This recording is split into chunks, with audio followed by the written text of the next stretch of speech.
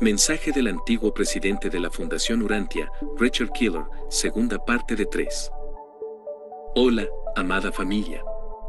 Qué alegría volver a encontrarnos en este espacio de luz y descubrimiento. Si la primera parte nos dejó asombrados con los desafíos de unidad y el inicio del misterio en Chicago, prepárense. Porque hoy la aventura se intensifica. En esta segunda entrega del legado de nuestro querido Richard Keeler, nos adentraremos en el corazón mismo del asombro. Imaginen por un momento la escena, un científico de la talla del Dr. Sadler, entrenado para desacreditar cualquier fraude, rindiéndose ante la evidencia de una inteligencia sobrehumana que no podía explicar. ¿Qué sucede cuando la ciencia se encuentra con lo divino cara a cara? Hoy exploraremos cómo los reveladores comenzaron a desplegar el mapa del cosmos ante un pequeño grupo de buscadores. Veremos la lucha intelectual, la sorpresa de los médicos y los detalles fascinantes de aquellas sesiones nocturnas que cambiaron la historia de nuestro planeta para siempre. Richard siempre nos recordaba que somos parte de una fraternidad universal en expansión, y en este video entenderemos por qué. Los invito a abrir su mente y su corazón, a mirar con ojos de niño y entendimiento de adultos, mientras descubrimos cómo la luz de la quinta revelación comenzó a brillar en medio de la oscuridad de un mundo en crisis. Bienvenidos a la segunda parte de este viaje épico. Prepárense para conocer los detalles más íntimos y asombrosos de El contacto y la expansión de la verdad. Fragmento del libro Historia de los documentos de Urantia por Larry Mullins. Le ha sucedido algo a mi esposo. Un verano, entre 1906 y 1911, dos parejas protagonizaron un importante encuentro. Sabemos que una de ellas eran los doctores William S. Sadler y Lina C. Sadler, su esposa, pero no sabemos la identidad de la otra pareja. Lo que sucedió iba a alterar por completo las vidas de estas cuatro personas y tendría consecuencias que todavía, después de casi un siglo, no se comprenden del todo. Se ha especulado mucho sobre la fecha y las características de este encuentro. El año 1911 está documentado por dos referencias en el apéndice de The Mind at Mischief, La mente en desorden. Sadler afirma que este caso se inició en el verano de 1911 y que en el momento de publicarse su libro, año 1929, ya llevaba 18 años de estudio de este caso, es decir, 1911. Algunos investigadores creen que esto es un error de imprenta y sostienen que Sadler conoció al llamado sujeto dormido algunos años antes, en 1906. Pero parece poco probable que haya dos errores de imprenta. Otros investigadores creen que este encuentro tuvo lugar en 1908.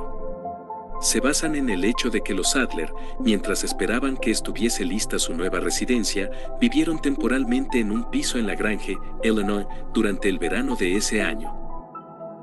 Esta residencia provisional parece que ocurrió una sola vez, por lo que confirma la versión de la descripción que hace Sadler de este trascendental acontecimiento que Harold Sherman develó.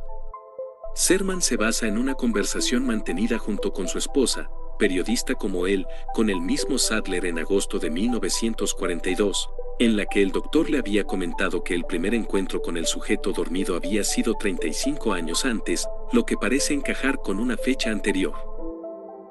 Se ha intentado repetidamente establecer la fecha de este primer contacto a partir de la localización temporal de las distintas residencias de los Sadler. Puede ser que este encuentro tuviera lugar en 1906 o en 1908, pero no podemos estar del todo seguros.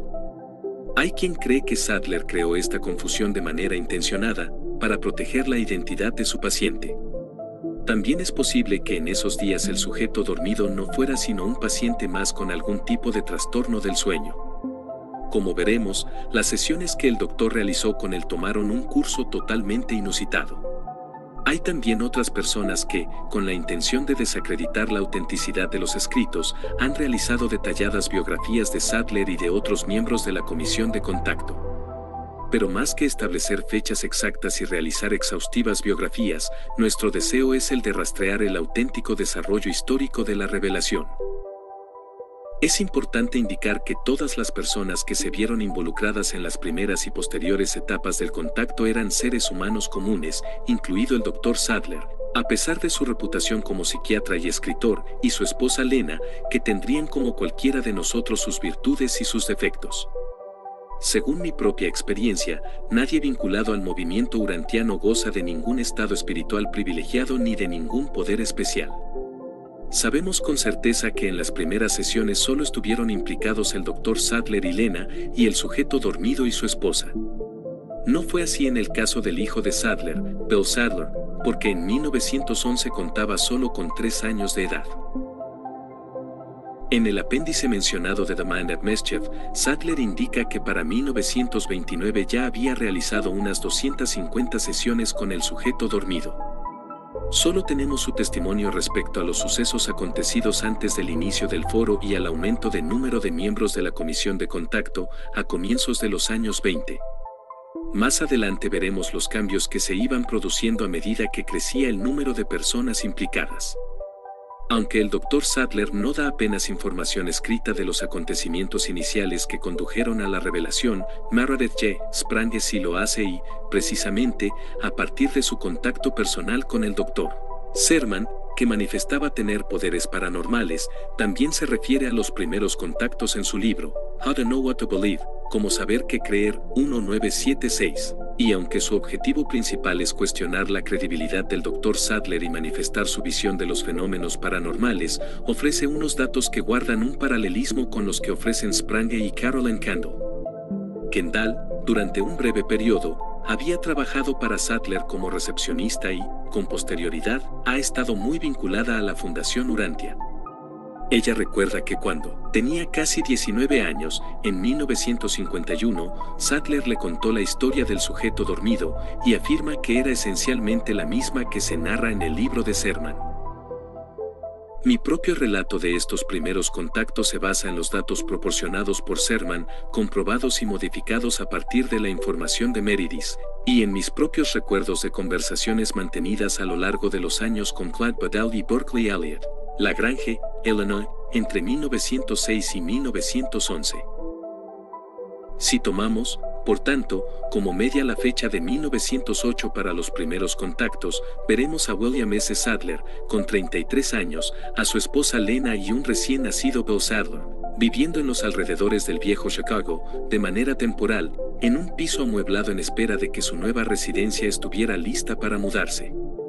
Los documentos que tenemos nos dicen que una noche, al final del verano, alguien llamó a la puerta de los Sadler. Se trataba de una señora que vivía en el piso de abajo y que sabía que eran médicos. La señora preguntó, ¿pueden venir abajo conmigo? Algo le ha ocurrido a mi marido. Se ha quedado dormido y respira de manera muy extraña. No puedo despertarlo. Los Sadler se pusieron sus batas y sus zapatillas y siguieron a la angustiada mujer hasta su piso. En el dormitorio encontraron a un hombre de mediana edad tendido en la cama. Parecía dormido, pero su respiración era descompasada, inhalaba 2 bocanadas rápidas de aire y luego paraba de respirar por un intervalo que resultaba alarmante. Sadler rápidamente le tomó el pulso y se sorprendió al encontrarlo normal. Sin embargo, el sueño de la persona parecía bastante profundo. El doctor intentó varias veces despertarlo sin conseguirlo, por lo que tuvieron que optar por desistir y esperar. Durante la hora aproximada que tuvieron que esperar, aquella persona realizó varios movimientos violentos. Entonces, de repente, se incorporó y miró alrededor. ¿Quiénes son estas personas?, preguntó a su esposa. Son unos doctores que han bajado porque no había forma de despertarte de tu sueño, le explicó. ¿Qué? ¿Qué ha sucedido? Pasa algo, dijo aturdido. ¿Cómo se siente?, le preguntó Sadler. Me siento bien, le respondió. ¿Con qué soñaba?, le preguntó Sadler. ¿Por qué? Con nada, le contestó. Pero ha estado pegando saltos en la cama, le dijo Sadler. No recuerdo nada de eso, le contestó. Me siento bien. Tras una corta charla, Sadler le dijo. Mire, creo que sería conveniente que viniese mañana para que le hagamos un examen médico completo. Lo que ha pasado resulta muy poco común y tenemos que asegurarnos de que no se trata de nada importante. El hombre y su esposa dieron su conformidad. Al día siguiente, Sattler le hizo un detallado examen médico y le encontró en excelentes condiciones físicas. Tras hacer esto, investigó en la historia clínica de la familia y comprobó que no había antecedentes de ninguna enfermedad mental ni de epilepsia. Le sugirió entonces que se sometiera, durante algún tiempo, a observación, a lo que el hombre accedió. Varias semanas después, aquella señora llamó una vez más a los Sattler para decirles que su esposo se había sumido de nuevo en aquel peculiar sueño. Estos acudieron otra vez y le encontraron en el mismo estado de sueño profundo que en la ocasión anterior. Intentaron incorporarle, incluso pinchándole, pero no tuvieron éxito. Afortunadamente, su pulso era normal durante aquella secuencia de respiración y de movimientos anormales. No parecía existir peligro alguno para su vida mientras estaba en aquel extraordinario estado. Entonces, ante la extrañeza de los doctores, se despertó, ajeno por completo a su extraño comportamiento durante el sueño. Los doctores estaban perplejos. Hasta el otoño de aquel año, fecha en la que la nueva residencia de los Sattler se terminó, el fenómeno se repitió varias veces. Como el contrato de arrendamiento de aquel matrimonio vencía al mismo tiempo, decidieron también mudarse para estar cerca de los Sattler.